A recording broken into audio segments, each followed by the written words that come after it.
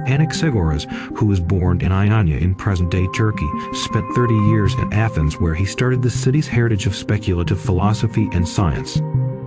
He made friends with and had an impact on the statesman Pericles and the playwright Euripides, and he created a wholly materialistic theory of the cosmos that resulted in his being accused of being impious and put on trial. As a result of Pericles' intervention, Anaxagoras was spared from exile. His cosmology, understanding of the material world, and usage of the mind, news as the universe's primary power are what have made him famous. He attempted to balance Parmenides' theory, according to which nothing could be created or destroyed, with the obvious signs of change in the sensory world. The food that transforms into flesh and bone does so because it already contains those things, according to his conclusion that everything contains a bit of everything else. Because how can flesh or hair grow from nothing, he queries. There is no smallest particle because else there would only be one thing, but everything is built up of tiny pieces of everything else. He came to the conclusion that particles must be infinitely divided with no lowest or largest. What makes something what it is the predominant component. Everything was compressed into a single mass at the beginning of the universe. By news, it was made to spin and grow into a larger version of an earthly vortex. It split into two enormous masses, an inner mass of moist air and an outer mass of hot, dry ether. The latter evolved gradually, becoming colder at each stage, starting with mist and moving on to water, dirt, and stones. The flat earth was held up by its vastness and the air it was resting on. While the moon is illuminated by the sun's reflected light, Anaxagoras believed that the sun was a burning stone in the sky. He explained solar eclipses as the moon blocking the sun's light, and lunar eclipses as the sun's light being blocked by the moon. He claimed that the moon, which has plains and valleys, is made of earth, and that meteorites are rocks that have been shaken free of the heavenly vortex. The news that started this is distinct from everything else and does not include any pieces of them. It is the nicest and the purest of all things. To the chagrin of Socrates and Aristotle, Anaxagoras gives no meaning to the operation of his system. It is purely mechanical. Along with his thoughts, Anaxagoras leaves behind his inquisitive nature. When asked what the purpose of life was, he responded, to study the universe. Even though he wrote more than 2,600 years ago, Empedocles is startlingly up to date in several areas.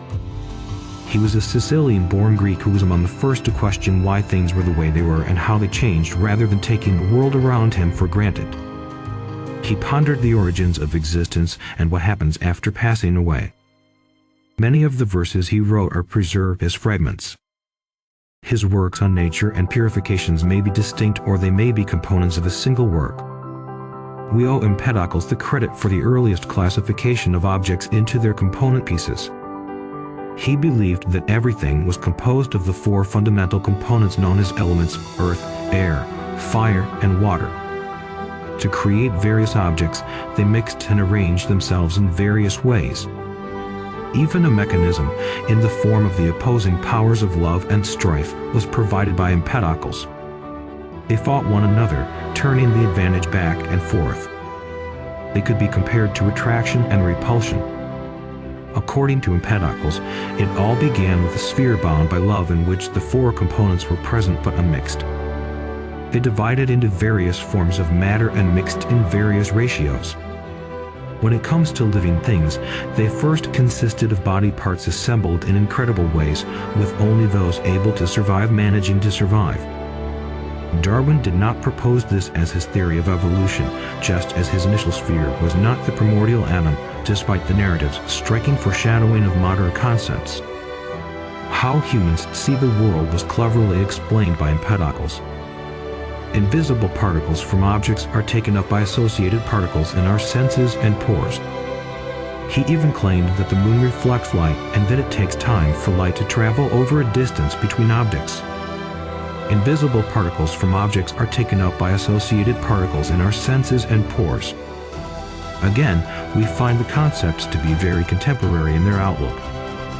He made an effort to explain the various types of matter, how they alter over time, and how we relate to them. His healing abilities and the capacity to influence the weather were attributed by his contemporaries, who saw him as a sort of wizard. He advocated for vegetarianism and rebirth. It appears that Empedocles asserted some deity-like abilities. He reportedly jumped into Mount Etna to establish his belief in mortality.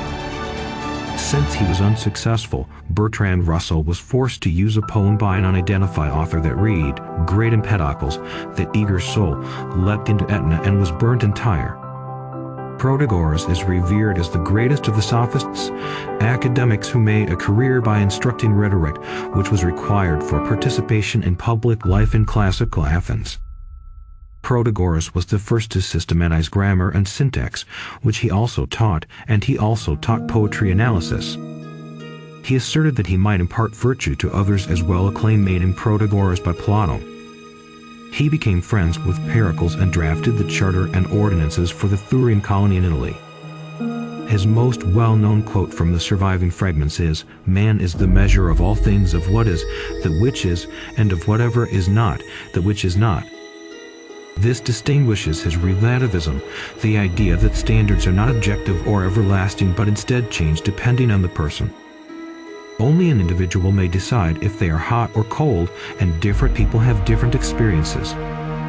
More controversially, Protagoras believed that relative concepts such as virtue, truth, and justice also applied to beauty.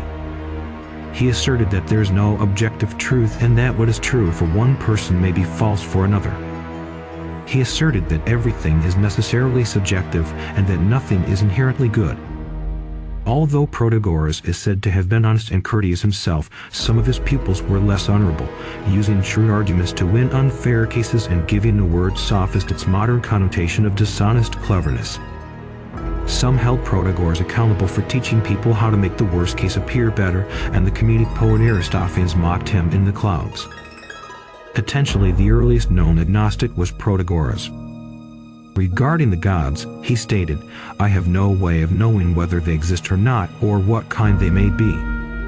The subject's obscurity and the shortness of human life are just two of the many factors that he listed as obstacles to knowing. Protagoras initiated the shift in philosophical focus from the study of the universe to the study of human values. Later thinkers, beginning with Plato, were inspired by his relativism and lack of any divinely established standards to look for the stability of transcendental and eternal truths regarding justice, virtue, and the nature of human experience. According to Plato, Protagoras had views on punishment that were progressive for the time. It was that rather than exacting society's retribution, its goal was to prevent the offender from repeat offenses. It is consistent with the descriptions of him as a sensible and considerate man. Zeno of Elea is notable for his detrimental rather than beneficial philosophical contributions. As a student of Parmenides, he demonstrated the absurdity of the opposing viewpoint to promote his teacher's theory of the single, indivisible universe. By demonstrating the contradictions and impossibilities that this involved, he refuted the existence of many entities or genuine motion. He accomplished this by employing a number of paradoxes that still have interest and fascination today. When Parmenides was 65 and Zeno was about 40, they both traveled to Athens with their teacher. They had a conversation with young Socrates, which Plato recorded in his dialogue Parmenides. Aristotle attributes the development of dialectic a strategy for attempting to highlight contradictions in an opponent's arguments to Zeno. Reductio ad absurdum, which Zeno invented and which is still in use today, demonstrates that a stance is untenable due to the absurdities it engenders. Some claim that he founded modern logic. There are only a few of the 40 paradoxes that Zeno may have identified. The most well-known story involves Achilles and a tortoise. Achilles begins 100 feet behind the tortoise and chases after it at 10 times its pace. The tortoise has traveled 10 feet by the time he has gone that far. Achilles never catches the tortoise despite being 10 times as fast because every time he closes the gap, the tortoise has advanced by 1/10. The paradox is created by selecting distances that get shorter and shorter, always stopping short of the overtaking point. The paradox of the racecourse is also appreciated. You must first traverse half of it in order to cross it. you must first traverse the other side of it before proceeding. With infinite subdivision, you are unable to cross any fraction since you must first cross half of it before proceeding. According to Zeno, an arrow is at rest for that instant because it only occupies a little portion of space at any given time during its flight. The arrow in flight is always at rest when there are infinitely many of these regions. In order to show that our perception of various objects and motion must be false, he attempted to show that infinite subdivision of distances and times is impossible.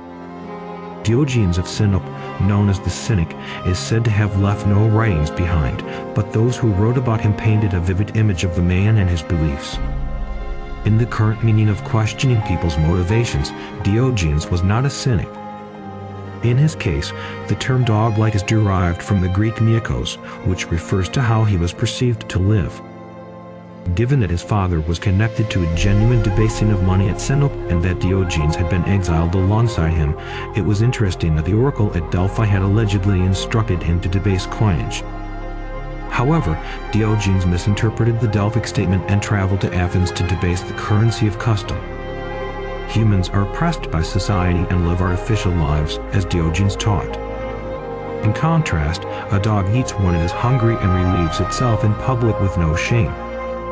Diogenes gained notoriety for his erratic behavior, which included disregard for tradition and a Canaan-like lack of decency. He was like Socrates gone insane, according to Plato. He shunned all forms of luxury, dressed simply, and ate simply. Along with the conceit and hypocrisy of civilized life, he actually despised it. He didn't need a house and lived in a tub. When he saw a boy drinking water from cupped hands, he threw away his wooden bowl because it was an extravagance. He made fun of other philosophers' fad sophisms with wit and intelligence. After hearing Plato's description of a man as a featherless biped, Diogenes took a chicken and gave it to Plato's students as an illustration of what a man looks like. Plato later expanded his definition to include having broad nails. Diogenes is said to have been kidnapped by pirates while traveling and sold as a slave in Corinth. He identified himself as a governing man and requested to be sold to a person who required governing. To teach Xeniad's sons, he was sold. Alexander the Great found Diogenes lounging around when he paid him a visit in Corinth and inquired as to whether there was anything he, Alexander the Great, could do to help. Alexander is alleged to have said that if he were not Alexander, he would prefer to be Diogenes in response to Diogenes' statement that he could stand outside of the sun. According to Diogenes, to fortune he could oppose courage, convention, nature, and passion reason.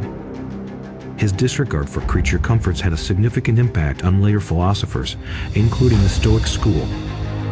Socrates is a key figure in Western philosophy, in part because of his method and philosophical approach, and in part because his life is held up as an example and an inspiration.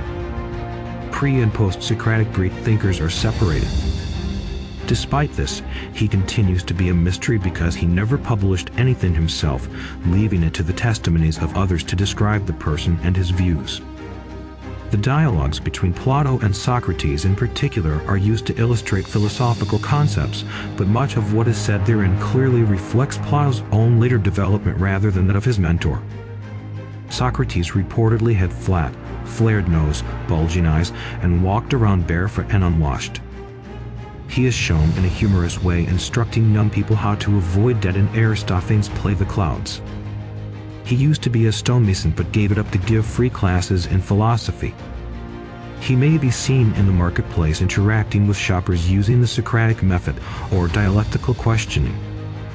He was referred to as the wisest man by the oracle at Delphi, which startled Socrates, who then set out to question other purportedly intelligent persons and cross-examine them over their expertise. When he saw this was a small amount, he realized his wisdom resided solely in acknowledging his ignorance. The Socratic method challenges what individuals believe to be true and looks for internal inconsistencies to help disprove the initial claim and replace it with more plausible theories. Socrates utilized it destructively to demonstrate the inadequacy of traditional notions of things like love, honor, virtue, and courage. He annoyed important people by making them appear ignorant in the process.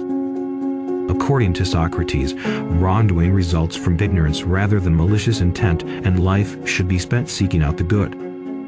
He promoted a simple lifestyle, which later served as an inspiration for both Stoicism and Cynicism. Socrates was accused of corrupting youth and encouraging impiety after political unrest in Athens.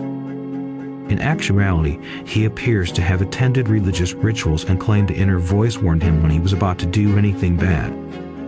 Among Socrates' students were wealthy young men who despised democracy, and some of them had taken part in the 30 Tyrants' brief overthrow of it. In Plato's Apology, we learn that he fought against ignorance and pursued goodness, and in Plato's Theo, we learn that he was fearless of death and obedient to the laws he had agreed to, which is how he received the court's death sentence. As the finest man of his generation, the wisest, too, and the most righteous, he consumed the hemlock and became legendary. Democritus was known as the laughing philosopher because of his upbeat demeanor and his amusement at the folly of people. The atomic theory of matter is what made him more well known. Democritus was a student of Leucippus, whose theories he developed and organized in some cases, and he traveled to Egypt, Babylon, and possibly India to learn about many cultures. He reportedly knew about herb extracts and their characteristics and realized that a cone contains a third of the capacity of a cylinder with the same base and height. Only excerpts of his writings that have been cited by other authors remain. He made an effort to resolve competing theories about reality. By convention hot, by convention cold, but in reality atoms and void, and thus in reality we know nothing, as the truth is at the bottom, the proverb says. Democritus' explanation is totally mechanistic. His universe, which has always existed, has no purpose or direction. He believed that people invoked gods to explain away things that appear to defy explanation. He said that our bodies are moved by very little, eternally moving atoms, similar to those seen in fire, that make up our souls.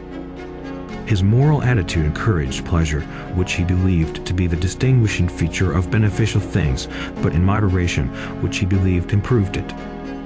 His support for a peaceful existence free from superstition and terror had a significant impact on his successors.